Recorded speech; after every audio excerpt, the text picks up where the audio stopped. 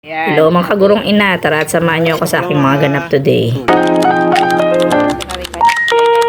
Okay, ngayong gabi ay magluluto tayo ng hamonadong manok. So ito ay request ni Mr. na parang naglilihing itik. So yan, so lulutuin natin. So ito yung manok natin kanina ay nabili ko lang to ng 161 pesos. Tatlong pizza na siya. So ayan.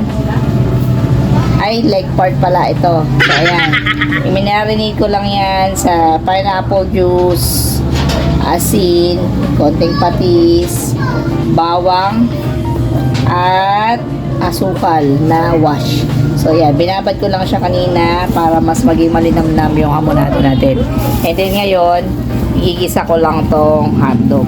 So, sa kako yan, pagsasama-samahin na doon sa ating kaserola, tapos hintay na lang natin yung mag-thicken yung kanyang sauce. So ayan, maluluto na siya sa sarili niya marinated na sauce. So ayan, tutuin na natin.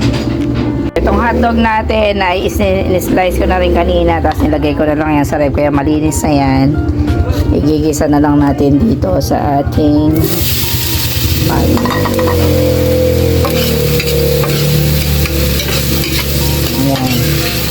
wala pa kailangan sa style ng pagluluto, kanya-kanya tayong diskarte.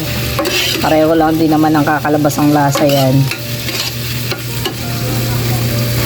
Ayan po yung nagre-request ng hamonado. Bakit ka nagre-request ng hamonado? Gusto ko lang namimiss ko lang yung lasa ng hamonadong manok. Yun lang. Ano ka nagili? Hindi naman. Okay, ayan. Medyo okay na to. So, igigisa ko lang naman siya. And then, ayan, ihahalo ko na ito. Yung marinated ko na ito. So, ayan. Hindi ko na yan ginisa-gisa kasi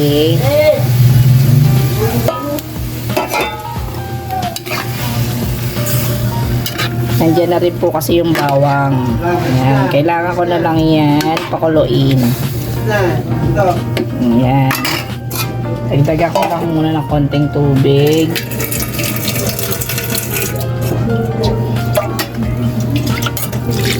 Tapos hintayin lang natin yan sumulak. Takpan natin at hintayin natin sumulak.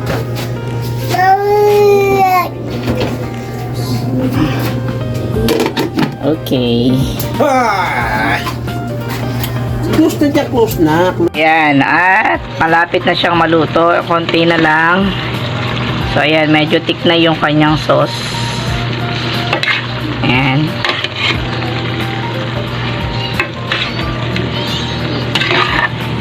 Ayan. Konti na lang at maluluto na siya. Ayan, tingnan nyo, oh. Medyo thick na yung sauce niya.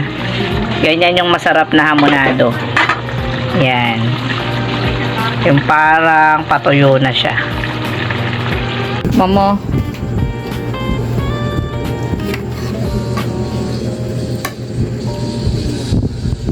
First bite.